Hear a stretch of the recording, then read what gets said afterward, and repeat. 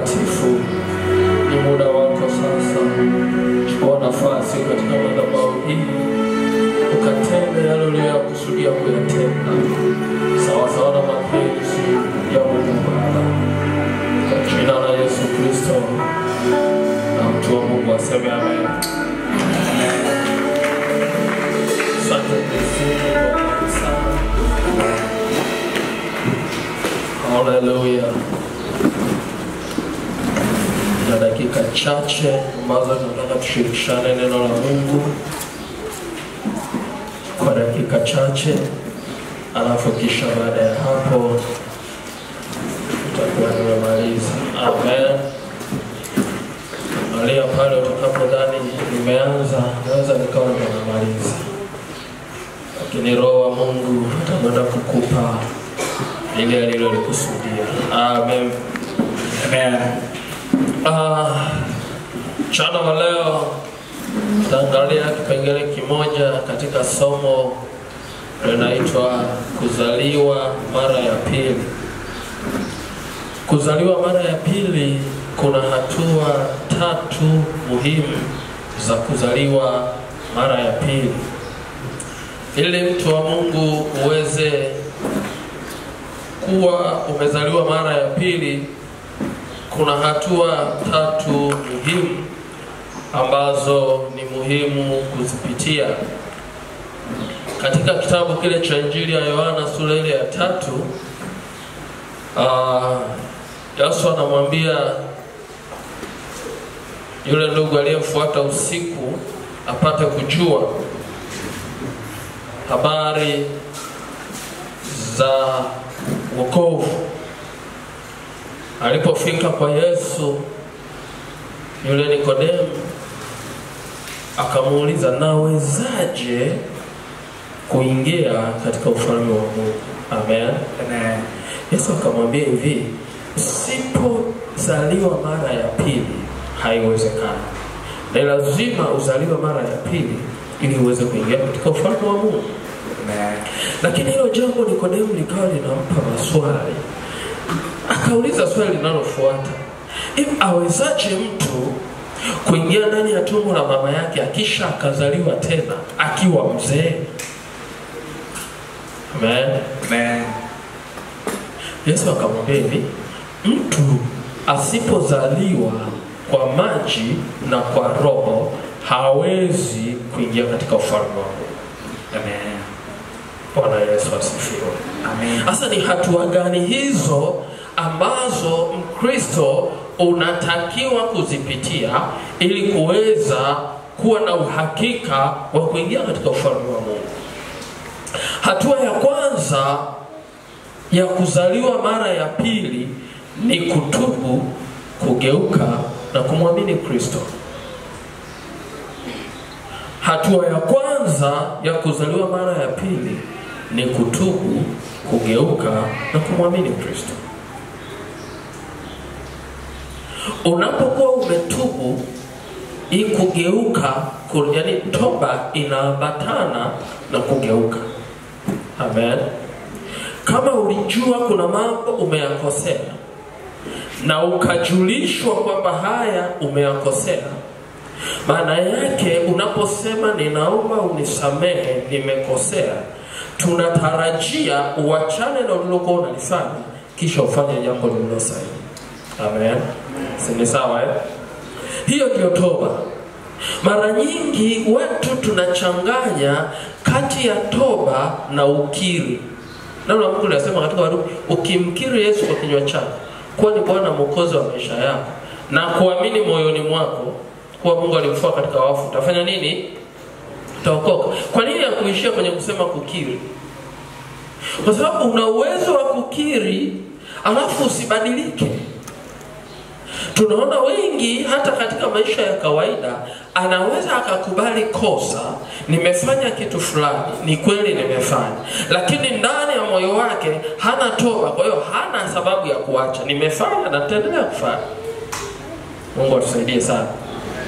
Lakini hatua ya wokovu au hatua ya kuzaliwa mara ya pili inahusisha toba.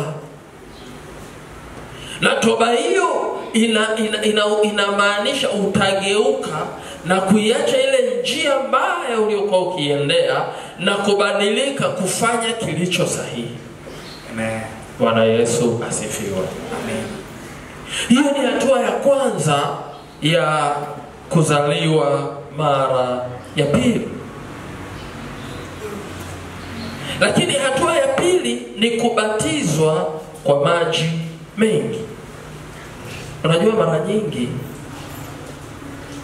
watu wanadhani kubatizwa kwa maji mengi ni kautaratibu fulani hivi ambako kapo tu ni mradi kapo. Kubatizwa kwa maji mengi ni hatua ya kiroho ya kukupeleka mbinguni. Haleluya. Sijasema kubatizwa kwa maji mengi ni kwenda mbinguni. Tuelewana vizuri. Nimesema ni hatua ya kiroho ya kukupeleka wapi? Mbinguni. Maana yake inaambatana na mambo mengine mengi ya kufanya. Sio sema sababu nimeshabatizwa kwa maji mengi basi nitakwenda mbinguni. Kama kuna mambo huyafanyi yanayostahili kwenda mbinguni, kubatizwa kwa maji mengi kwako ni bure. Mungu atusaidie sana. Tusome katika Petro wa kwanza 3:21, mtumishi wa Bwana, hebu fungua hapo. Yesu alipokuwa anaenda kwa Yohana ili ambatize, Yohana akasema, mimi tena? Mimi nilitakiwa kubatizwa na wewe. Inakuwaje sasa unataka mimi nikubatize wewe? Yesu akamwambia hivi, imenipasa kuitimiza haki yote. 3:21. Amen. Waraka wa kwanza wa Petro sura ya 3 ukianzia mstari wa 21, maneno matakatifu ya Mungu yanasema, mfano wa mambo hayo ni ubatizo unaookoa ninyi pia siku hizi. Sio kuwekea mbali uchafu wa mwili, bali jibu la dhamiri safi mbele za Mungu kwa kufufuka kwake Yesu Kristo. Amen. Amen. Haleluya. Amen. Ubatizo sio usafi wa mwili huu. Usafi wa mwili huu unaoga nyumbani kwako. Lakini neno la Mungu linasema ubatizo unatufanya unatupa jibu la dhamiri safi mbele za nani? Za Mungu. Unakupa wewe ishara ya kutakaswa dhamiri yako, ya kutakaswa nafsi yako mbele za Mungu, sio mbele ya wanadamu. Ndio maana tunasema hii ni hatua ya kiroho. Bwana Yesu asifiwe. Lakini hatua ya tatu ambayo tutakaa hapo kujifunza siku hii ya leo wakati huu ni kubatizwa katika Roho Mtakatifu. Hili somo ni refu. Ungekuwa na muda ya kutosha ungeweza kujifunza vizuri somo la kuzaliwa mara ya pili.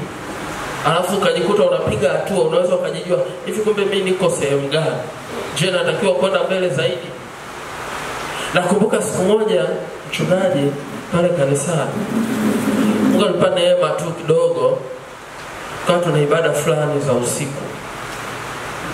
Katika ibada zile za usiku Mungu alinipa neema ya kulifundisha kanisa.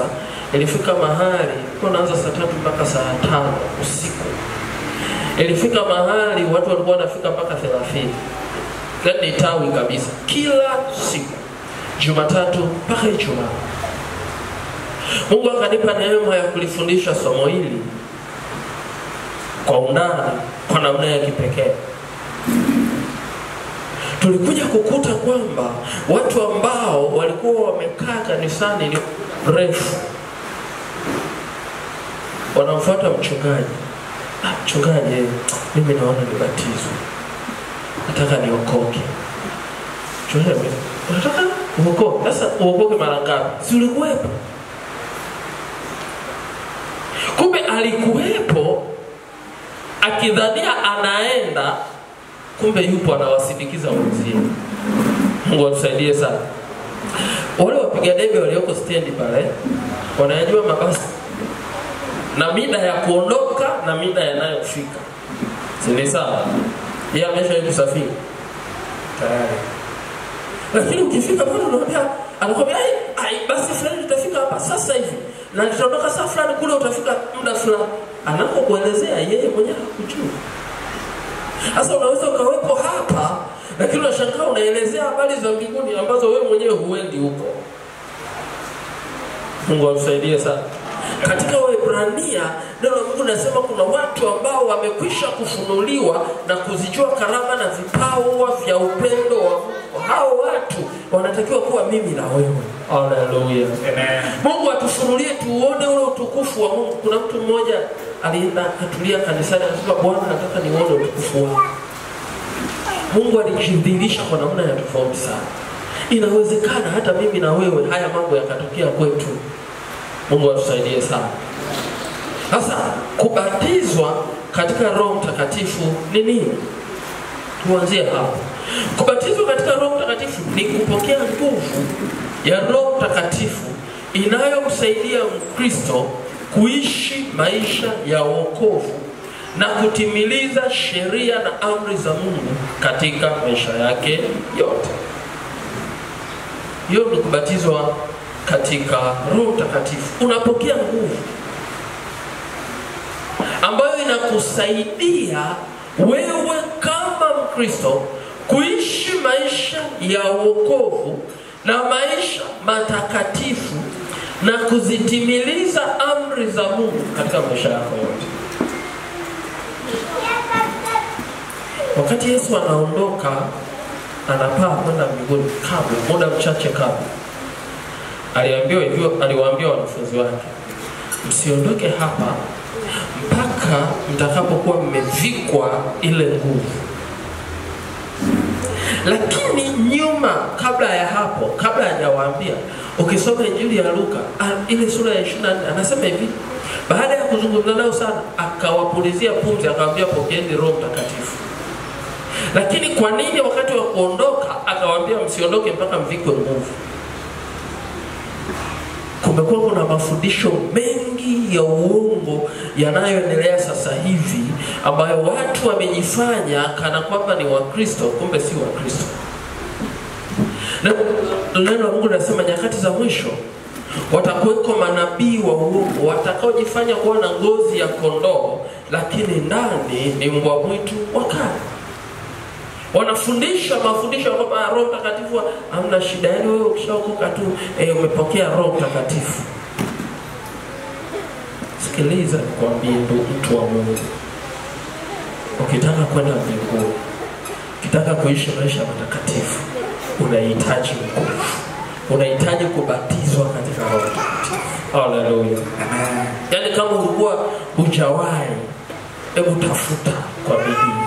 Kuna mtu mmoja alipookoka alisema, Mungu, ikiwa hutanibatiza katika Roho Mtakatifu, sina sababu ya kuendelea kusali.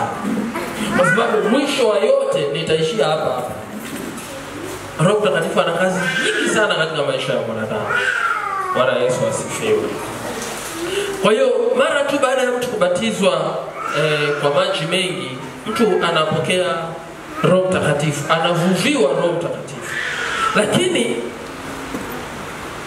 kuvuviwa huko Roho Mtakatifu hakukufanyi uwe na nguvu ya kuweza kuendelea mbele. Unahitaji nguvu zaidi. Bwana Yesu asifiwe. Nafsi yako au roho yako inafanywa upya na Roho Mtakatifu baada ya kubatizwa. Lakini ili uwe na nguvu ya kuifanya kazi ya Mungu, ili uwe na nguvu ya kuyaishi maisha ya wokovu. Maisha ya wokovu sio lelemama eti. Maisha ya wokovu sio mepesi mepesi. Inahitajika uwe na nguvu thabiti ya kuyaishi maisha ya wokovu. Alafu sio tu kuyaishi maisha ya wokovu na kufanya mambo yanayoendana na wakili wa Kristo hapa duniani. Unahitaji nguvu ya ziada. Na Bwana Yesu akawaambia, tulie. Sisi sasa tulia Petro, usiwe na haraka. Tulia upate nini? Nguvu. Walipotulia pale Yerusalemu, neno la Mungu linasema siku ile ya Pentekoste, nguvu ya Roho Mtakatifu ilipowashukia, Petro ambaye alikimbia wakati wa mateso ya Yesu, ndiye timama akahubiri watu 3,000 wakaokoka. Haleluya. Amen. Inawezekana hata wewe ukawa ni muoga, watanionaje? Uko kazini kwako nikiwaambia hivi watanionaje? Wateja wamekuja kununua vitu dukani kwangu nikiwaambia jamani, lakini pia Yesu anawapenda, Yesu anaokoa. Kesho hawatakuja, watasema kwenye kale kaduka kamlokole, watanionaje? Sikiliza, ni kwa sababu umekosa nguvu. Ukiwa na nguvu ya Roho Mtakatifu, unao uwezo wa kuamuru mambo na yakaenda unavyotaka. Amen. Mungu atusaidie sana. Hebu tusome kidogo Matendo ya Mitume sura ya 1 mstari ule wa 8. Nimeshaisema na hiyo tunaijua sana. Lakini Luka 3:16, hebu nisome hiyo. Luka mtakatifu sura ya 3 mstari wa 16. Maneno matakatifu ya Mungu yanasema, Yohana alijibu akawaambia wote, kweli mimi nawabatiza kwa maji, lakini yuaja mtu mwenye nguvu kuliko mimi, ambaye mimi sistahili kuilegeza gidamu ya viatu vyake. Yeye atawabatiza kwa Roho Mtakatifu na kwa moto. Amen. Bwana Yesu asifiwe. Amen. Yohana anawaambia watu waliokuwa wamekuja ili aweze kuwabatiza. Anawapa ukweli na uhalisia wa habari ya safari yao kule wanakoenda. Watu walikuwa wameona kwamba ikishabatizwa kwa maji inatosha. Lakini Yohana anajaribu kuwafafanulia kwamba kuna zaidi ya hapo. Kuna nguvu unayohitaji zaidi ya hapo ulipo. Kuna mamlaka unayohitaji zaidi ya hapo ulipo. Kuna viwango unavyotakiwa kufika zaidi ya hapo ulipo pa kubatizwa tu kwa maji. Anazinena habari za Yesu, anasema hivi, yupo anayekuja ambaye yeye hata mimi sistahili kufungua gidamu za viatu vyake. Huyo atawabatiza kwa Roho Mtakatifu na kwa moto. Bwana Yesu asifiwe. Sasa huyo ndiye ambaye leo tunamhitaji. Haleluya.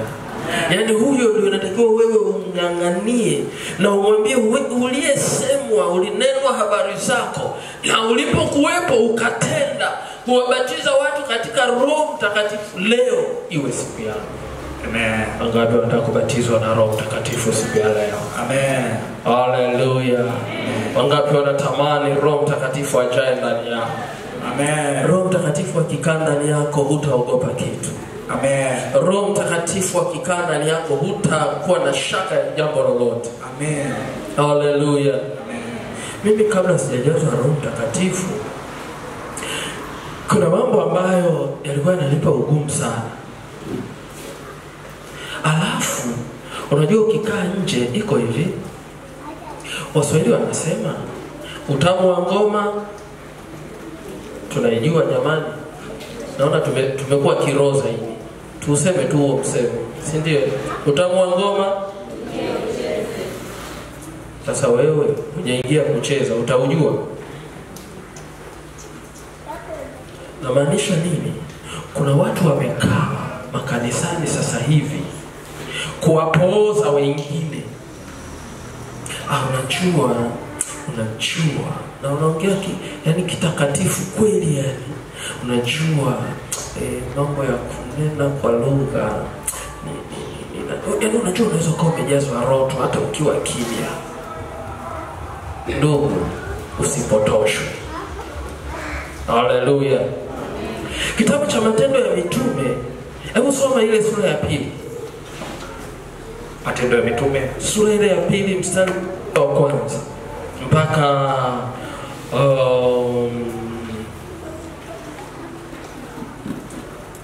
soma mpaka ule wa 12. Amen. Matendo ya Mitume sura ya 2 ukianzia mstari wa 1. Hata ilipotimia siku ya Pentekoste, walikuwa wote mahali pamoja. Mstari wa 2, kukaja ghafla kutoka mbinguni uvumi kama uvumi wa pepo wa nguvu ukienda kasi. Ukaijaza nyumba yote waliokuwa wameketi. Sawa. Ukatokea ndimi zilizogawanyika kama ndimi za moto uliowakalia kila mmoja wao. Mstari wa 4, wote wakajazwa Roho Mtakatifu wakaanza kusema kwa lugha nyingine kama Roho alivyowajalia kutamka. Weka pause hapo kwanza. Amen. Wote wakajazwa Roho Mtakatifu wakaanza kusema. Hivi mimi hapa nikikaa hivi, mnaweza kusema yule mtumishi alikuwa anasema? Hakuna Roho Mtakatifu ambaye anakaa kimya, hayupo. Ukichazwa na nguvu za Roho Mtakatifu utasema mambo. Haleluya. Amen. Haleluya. Amen. Utasema mambo na yatasikika. Endelea mstari wa 5 tuone walikuwa wanasema nini hawa watu. Amen. Mstari wa 5, na walikuwako Yerusalemu Wayahudi wakikaa, watu wataua, watu wa kila taifa chini ya mbingu. Mstari wa 6, basi sauti hii iliposikiwa, makutano walikutanika, wakashikwa na fadhaa, kwa kuwa kila mmoja aliwasikia wakisema kwa lugha yake mwenyewe. Mstari wa 7, wakashangaa wote, wakastaajabu, wakiambiana, tazama, hao wote wasemao si Galilaya? Mstari wa 8, imekuwaje basi sisi kusikia kila mtu lugha yetu tuliozaliwa nayo? Mstari wa 9, Wapati na Wamedi na Waelami nao wakaao Mesopotamia, Uyahudi na Kapadonia, Ponto na Asia. Mstari wa 9, mstari wa 10, Frigia na Pamfilia, Misri na pande za Libya karibu na Kirene, na wageni watokao Rumi, Wayahudi na waongofu. 11, Wakrete na Waarabu, tunawasikia hao wakisema kwa lugha zetu matendo makuu ya Mungu. Mstari wa 12, wakashangaa wote, wakaingiwa na shaka, wakiambiana, maana yake nini mambo haya? Haleluya. 13, wengine inatosha. Amen. Hawa watu waliwasikia wakiyasema matendo makuu ya nani? Ya Mungu. Na wao wakashangaa, imekuwaje mambo haya? Kwa sababu walijua na walifundishwa kwamba habari ya Roho Mtakatifu anakuwepo tu kimya kimya. Mungu atusaidie sana. Lakini nyakati hizi tulizonazo kumetokea mafundisho potofu na mafundisho yaliyokosa chakula, yanautapia mlo. Habari ya Roho Mtakatifu, ndio maana makanisa mengi unakuta yamepoa, yamekuwa hayana nguvu. Kwa nini? Wameambiwa Roho Mtakatifu unajua. Sikiliza, hakuna cha unajua. Roho Mtakatifu akifurika ndani yako, mwachilia aseme anavyotaka kusema. Haleluya. Amen. Unajua mimi napenda Upentekoste. Upentekoste sio kuimba na kurukaruka. Upentekoste sio tu kuwepo hapa na kuwa na mamiziki makubwa. Upentekoste ni kumfanyia Bwana ibada kamilifu na kumpa mwenye ibada yake nafasi ailihudumie kundi anavyotaka yeye. Mungu atusaidie sana. Unajua imefika mahali sasa hivi tumekuwa na taratibu nyingi, tunamwacha hata Mungu. Nimefurahi kufika hapa nikakuta watu wako serious na ibada. Watu wako serious na kumfanyia Bwana ibada. Amen. Na ruhusu Roho Mtakatifu afanye yale anayoyataka kuyafanya kwa watu wake. Amen. Unafika sehemu nyingine, watu wanafika, mchungaji, unafika tusimame, Bwana wewe ni mwema. Amen. Karibu mtumishi wa Mungu. Yeye memba saa ngapi? Yaani hawana muda. They don't have a time. Ukiwauliza na unajua muda hakuna, kuna saa moja tu hapa ndio tunaondoka, mambo ni mengi. Mungu atusaidie sana. Mambo ni mengi hakika, lakini kumfanyia Bwana ibada kunatakiwa kuwe pale pale. Unaposema tuna masaa mawili tumeyatenga kwa ajili ya ibada, tunamfanyia Bwana ibada iliyokamilika. Hallelujah. Amen. Tunaposema tuna masaa matatu, nimefurahi hapa, pamoja na kwamba tuna muda mchache na ibada mbili, lakini kila jambo linalotakiwa kumfanyia Bwana ibada limeenda inavyotakiwa. Amen. Mungu atusaidie sana. Amen. Na tuendelee hivyo. Amen. Amen. Amen. Mtu aliyebatizwa katika Roho Mtakatifu wakati wote anatafuta roho yake imfanyie Bwana ibada. Amen. Najua kuna wengine anafika hapa kanisani ndo anaanza kuandaa sadaka. Yaani anafika hapa kanisani ndo anaanza kujiandaa hapa. Hivi nimeshafika kanisani ndo anaanza na sadaka. Nimesahau. Huyu mtu hakujiandaa.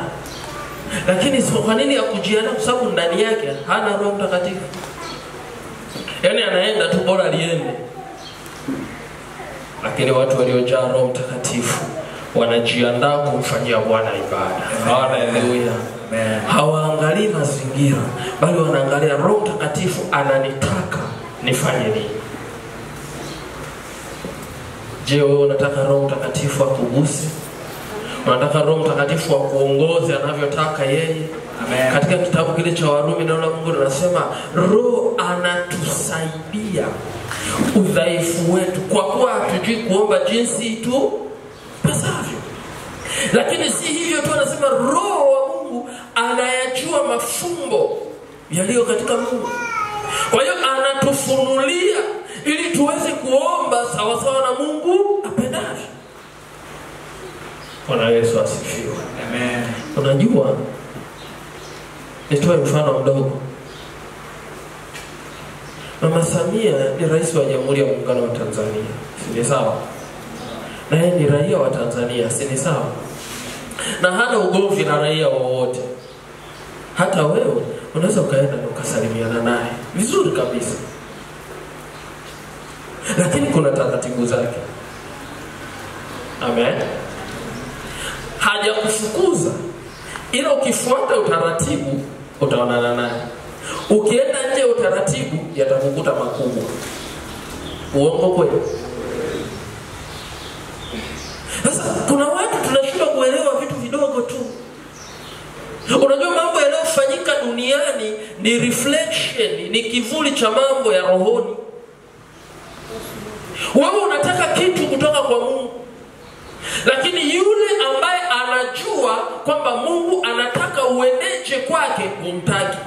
Unategemea utavipata? Mungu atusaidie sana. Roho Mtakatifu anajua namna ambavyo Mungu anastahili kuombwa. Wewe unataka vitu vya kutoka kwa Mungu, lakini humtaki Roho Mtakatifu ambaye atakupa namna ya kuomba. Anasema ondoeni kelele. Au tujasoma hilo andiko? Si unajua? Nasema tuondoe nini? Kwa nini ni kelele? Sio kwamba tunavyovisema havina msingi, lakini havina utaratibu.